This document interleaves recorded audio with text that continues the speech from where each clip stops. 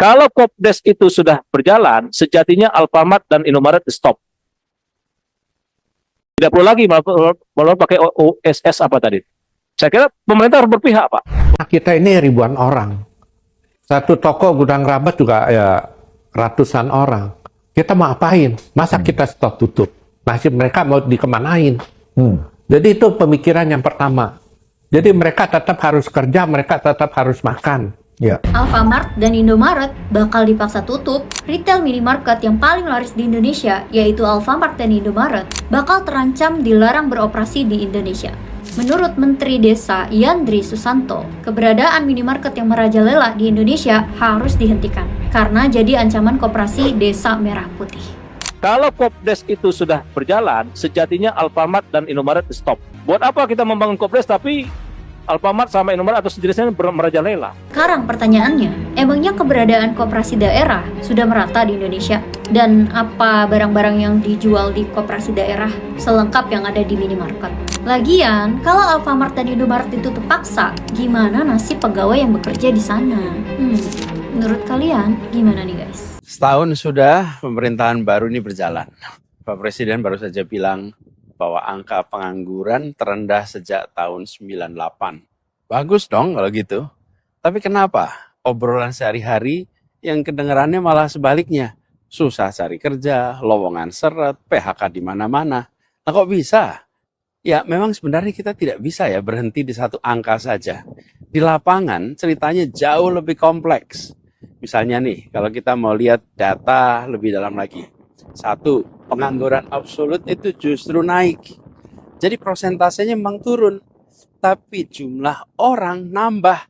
Kan angkatan kerjanya membesar. Nah kita kejar-kejaran tuh di situ. Lalu kedua, kualitas kerjanya melemah. Maksudnya apa? Gini, pekerjaan yang sifatnya part-time jumlahnya nambah. Sementara yang full-time jumlahnya berkurang. Nah, banyak yang dihitung itu disebut sebagai bukan pengangguran, padahal mereka itu kerja part-time dengan jam kerja dan penghasilan yang amat tidak layak. Yang ketiga, mayoritas pekerja kita, 60-an% masih kerja informal. Kalau informal itu artinya apa? Upahnya cenderung rendah, tidak punya perlindungan sosial, tidak punya perlindungan hukum. Jadi, saya ketika terima undangan dari UNER ini, bicara tentang demokrasi, meritokrasi, terus ada pertanyaannya itu di sini, di persimpangan jalan, sebagaimana perubahan kita. Saya ketika baca ini, saya merasakan ini berarti ini teman-teman di UNER sudah sampai kepada akar masalah yang ada di Republik ini. Ya, karena salah satu akar masalah Republik ini, kalau sebuah negeri mau maju nih, maka prinsip-prinsip meritokrasi itu perlu dipegang, perlu diprioritaskan. Bukan satu-satunya, tapi itu harus utamakan meritokrasi itu. Kenapa meritokrasi ini penting? Kalau meritokrasi itu artinya seseorang mendapatkan promosi, mendapatkan posisi karena prestasi. Betul kan? Karena prestasi, bukan karena koneksi. Betul kan? Nah, di Indonesia nih banyak yang dapat posisi karena koneksi. Betul nggak? Ya. Contohnya banyak lah.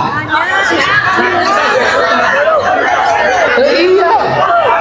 Pakai ini loh. Mau mancing-mancing. Iya. Bapaknya ke anaknya. Betul kan? Pamannya ke anaknya. Ada. Ke adiknya. Nanti mantu, nanti macam-macam. Teman-teman, meritokrasi itu prinsip utama yang harus dipegang, tapi bukan satu-satunya. Tapi untuk meritokrasi itu bisa jalan dengan baik, itu harus ada kesetaraan pengembangan. Kalau dalam suasana yang timpang, ini timpang nih, kemudian langsung diadopsi meritokrasi, maka itu melanggengkan ketimpangan. Halo teman-teman, jumpa bersama saya di Politik Dangi ya. Teman-teman, ini sangat luar biasa ya. Kalau kita melihat bagaimana peresmian Koperasi Desa Merah Putih beberapa waktu yang lalu, teman-teman, tentu itu adalah sebuah pencapaian atau kebanggaan ya bagi pemerintah, teman-teman, dan kita harus akui ya.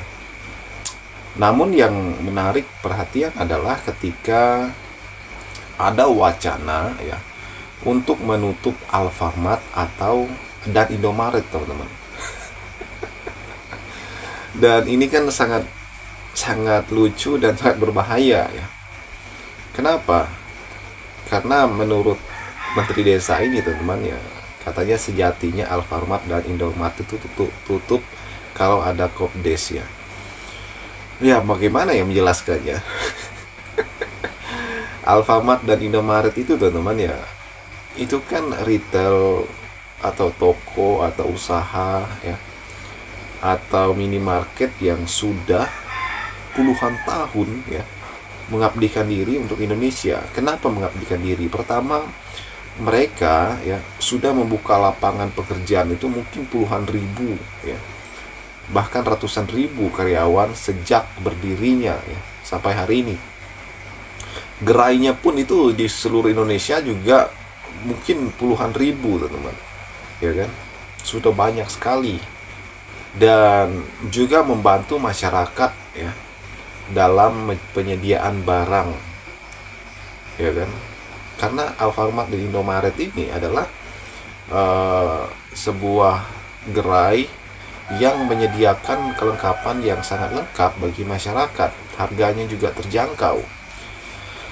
Kemudian juga tidak mungkin kan Indomaret dan Alfamart ini menjadi saingannya Kopdes, teman-teman. Karena Kopdes ya mungkin arahnya ke produk-produk lokal ya, bukan kayak Indomaret dan Alfamart ya kan, produk-produk yang cenderung menyediakan barang-barang pabrikan. Ini kan berbeda, teman-teman. Dan apa yang menjadi isu hari ini ya tentunya sangat-sangat blunder ya. Kalau mau buka usaha, masa harus menutup usaha lain?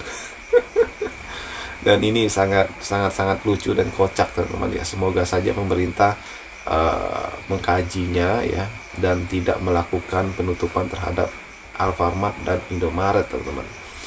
Bagaimana menurut kalian? Kita diskusi di kolom komentar ya. Sampai jumpa lagi, teman-teman.